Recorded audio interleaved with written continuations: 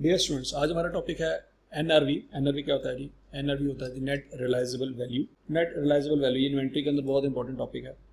Net realisable value का formula आपने अच्छी तरह से याद रखना है। एनआरवी का कंसेप्ट होता है जी estimated selling price less estimated cost of completion plus estimated selling cost. NRV हमेशा फ्यूचर की बात करता है, ये पास्ट की बात नहीं करता। देखें, एस्टिमेटेड सेलिंग प्राइस वो सेलिंग प्राइस जो फ्यूचर में किसी चीज को बेच के आप ले सकते हैं। एस्टिमेटेड कॉस्ट ऑफ कंप्लीशन वो कॉस्ट जो फ्यूचर में लगेगी प्रोडक्ट को कंप्लीट करने की। एंड एस्टिमेटेड सेलिंग कॉस्ट और वो कॉस्ट जो फ्यूचर में बेचने पे लगेगी। हर एक चीज एस्टिमेटेड की बात हो रही है यहाँ पे, मतलब फ्यूचर की बात हो रही है। अगर तो माजी की बात हो रही होती, पास्ट की बात हो रही होती, तो यहाँ पे कभी भी लफ्ज एस्टिमेटेड ना आता। तो हम बेसिकली फ्यूचर की बात कर रहे हैं कि फ्यूचर में जो है एक प्रोडक्ट आपके पास जो आपने जो बनाया है उसकी फ्यूचर में आपको क्या वैल्यू मिलेगी। देखें जी, इन्वेंट्री वैल्यूएशन में आपने याद रखना जी, हमारा पहला स्टेप होता है to find cost of inventory. पहला काम होता है ये कि हम इन्वेंट्री की कॉस्ट डिटरमाइन करते हैं कि कितनी कॉस्ट लगी है। उसके लिए हम परपेचुअल सिस्टम फॉलो करते हैं या पीरियोडिक सिस्टम फॉलो करते हैं। परपेचुअल सिस्टम में हम FIFO मेथड यूज करते हैं या एवको मेथड यूज करते हैं, जिसको हम वेटेड एवरेज भी कह सकते हैं। पीरियोडिक में भी हम FIFO मेथड यूज करते हैं या वेटेड एवरेज मेथड यूज करते हैं। ठीक है, ये हम परपेचुअल सिस्टम यूज करते हैं या पीरियोडिक सिस्टम यूज करते हैं, उसमें मेथड्स हम फॉलो करते हैं। इन सब का मकसद क्या होता है जी? To determine cost of inventory. पहला काम ये होता है हम कॉस्ट ऑफ इन्वेंट्री फाइंड करते हैं। कॉस्ट का मतलब है एक्चुअल एक्सपेंस या actual expenditure incurred by company या incurred by business till date. आज की तारीख तक इन्वेंट्री के ऊपर, इन्वेंट्री को बनाने के ऊपर कितना एक्सपेंस आपका आ चुका है। ठीक है जी, that is called cost of inventory. कि भाई आपने एक प्रोडक्ट बनाना शुरू किया जनवरी में, 1 जनवरी से आपने काम शुरू किया, उस पर मटेरियल लगा, लेबर लगा, ओवरहेड लगा, बिजली लगी, फ्यूल लगा, पावर कंजम्पशन वगैरह, रिपेयर मेंटेनेंस के खर्चे वगैरह बना के सारा कुछ ऐड कर करा के आपने इन्वेंट्री की वैल्यू निकाली। वो जो भी एक्सपेंस आपने बियर किया है अपनी जेब में से पे किया है। मटेरियल परचेज किया होगा, सप्लायर को पेमेंट की होगी, लेबर ने काम किया होगा, लेबर को पेमेंट की होगी, बिजली इस्तेमाल हुई है, बिजली का खर्चा आपने बियर किया होगा, फ्यूल इस्तेमाल हुआ, जनरेटर चला है, जनरेटर में फ्यूल इस्तेमाल हुआ, वो आपने एक्चुअल में पे किया होगा। हर वो एक्सपेंस जो आपने पे किया है that is already included in cost of inventory. ठीक है जी, तो कॉस्ट ऑफ इन्वेंट्री फाइंड करने के हमने FIFO मेथड पढ़ा है, आपको पढ़ा, ये FIFO या वेटेड एवरेज जो भी पढ़ा, 2 सिस्टम पढ़े, परपेचुअल या पीरियोडिक सिस्टम। इन सब के अंदर आपने क्या किया, आपने वो वैल्यू निकाली जो एक्चुअल में आपकी कॉस्ट बनती है, वो एक्चुअल पैसे जो आपने लगाए हैं। फर्ज करें आपने सब कुछ कर करा के परपेचुअल मेथड फॉलो किया या पीरियोडिक मेथड फॉलो किया, आपने कॉस्ट ऑफ एन आइटम निकाली 5000 रुपये। ये 5000 रुपये वो एक्सपेंस है जो आपने एक्चुअल खर्च कर दिया है, एक्चुअल इनकर्ड। आज आपका खर्चा हो चुका है 5000 रुपये। अब आप चाहते हैं कि स्टेटमेंट ऑफ फाइनेंशियल पोजीशन में आपकी इन्वेंट्री की वैल्यू 5000 रुपये लिखी जाए, क्योंकि आपने एक्चुअल में अपनी जेब में से इतने हज़ार खर्च किया हुआ है। तो आप कहते हैं कि इन्वेंट्री की वैल्यू 5000, क्योंकि आपने खर्च किया, आपके पास सारे सबूत मौजूद है कि इन्वेंट्री की वैल्यू 5000 रुपये। अब इन्वेंट्री एसेट है, एसेट आपके स्टेटमेंट ऑफ फाइनेंशियल पोजीशन में लिखे जाते हैं। अब एक कंसेप्ट आता है true and fair view. True and fair view कहता है कि assets and liabilities should be represented in SOFP at their true value. Assets should not be overstated, liabilities should not be understated.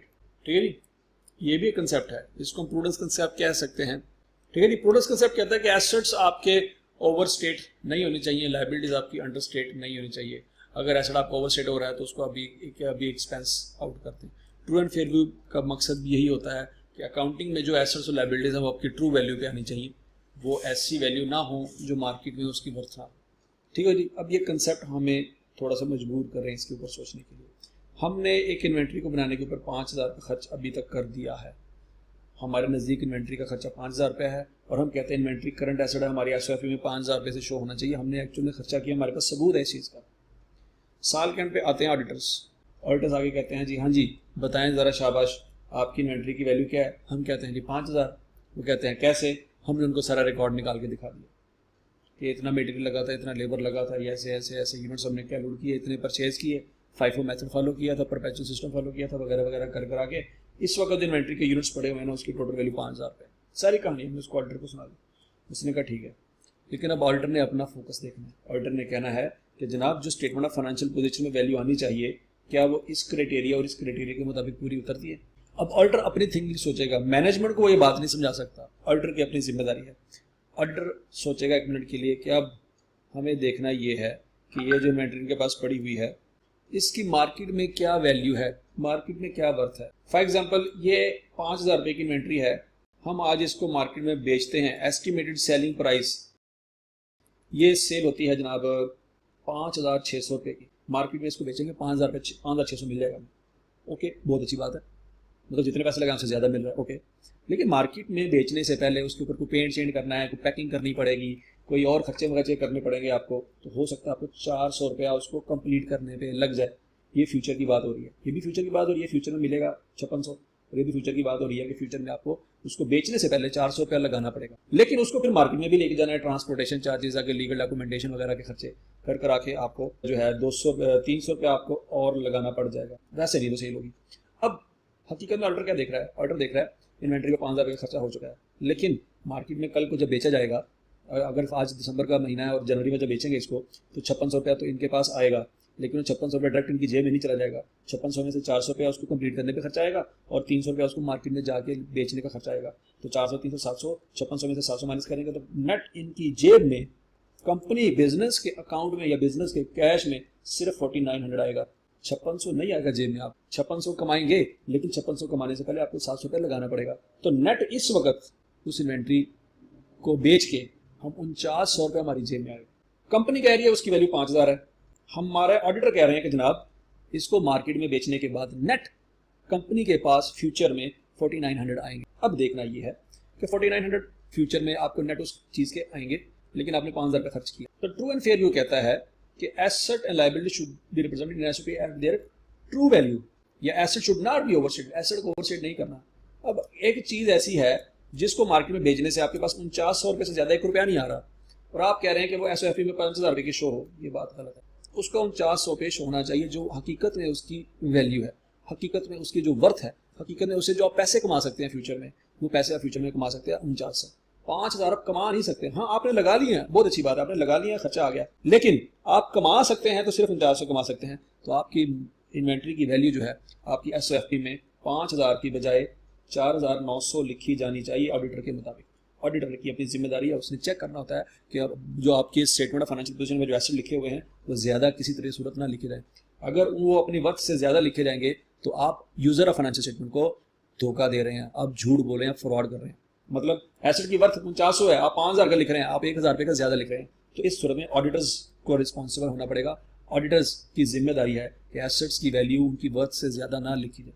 ठीक है जी, hopefully आपको समझ आ गया होगा NRV का कंसेप्ट। एनआरवी का मकसद ये है कि आपने इस परपेचुअल या पीरियोडिक सिस्टम के तहत जो पहला काम किया था और आपने कॉस्ट ऑफ इन्वेंट्री निकाली थी, उसके बाद सेकंड स्टेप ये है कि आपने एनआरवी निकाल के चेक कर लेनी है कि जिस इन्वेंट्री की कॉस्ट 5,000 है उसकी एनआरवी 5,000 से ज़्यादा है कि कम है।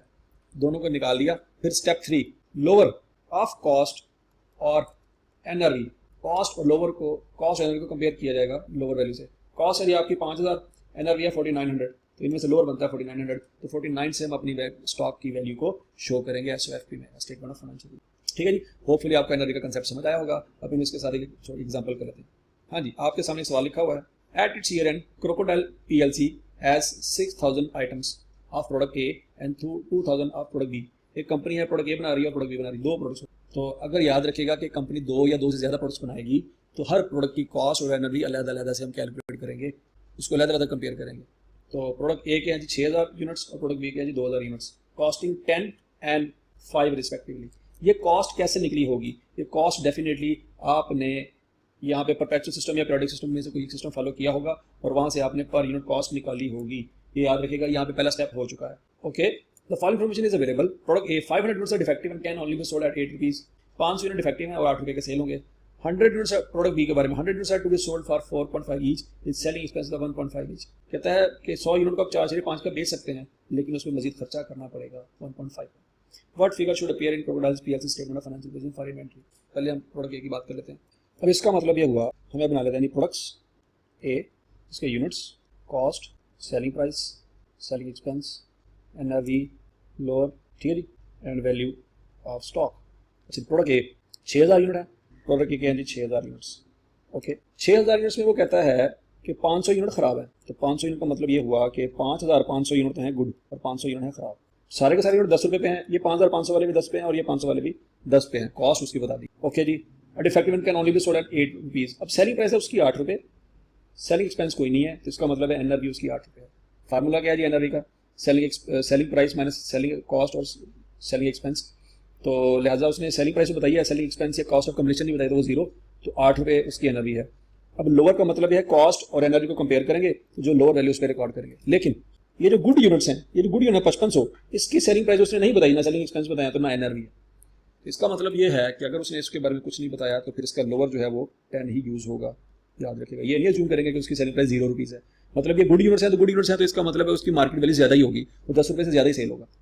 लेकिन ये जो 500 यूनिट है इसके बारे में वो कह रहा है उसकी कॉस्ट 10 रुपये है, खर्चा 10 रुपये का है आपका, लेकिन मार्केट में 8 रुपये का सेल होगा, ये लिखा हुआ। सेलिंग एक्सपेंस कोई नहीं है, तो एनआरवी इसकी 8 है।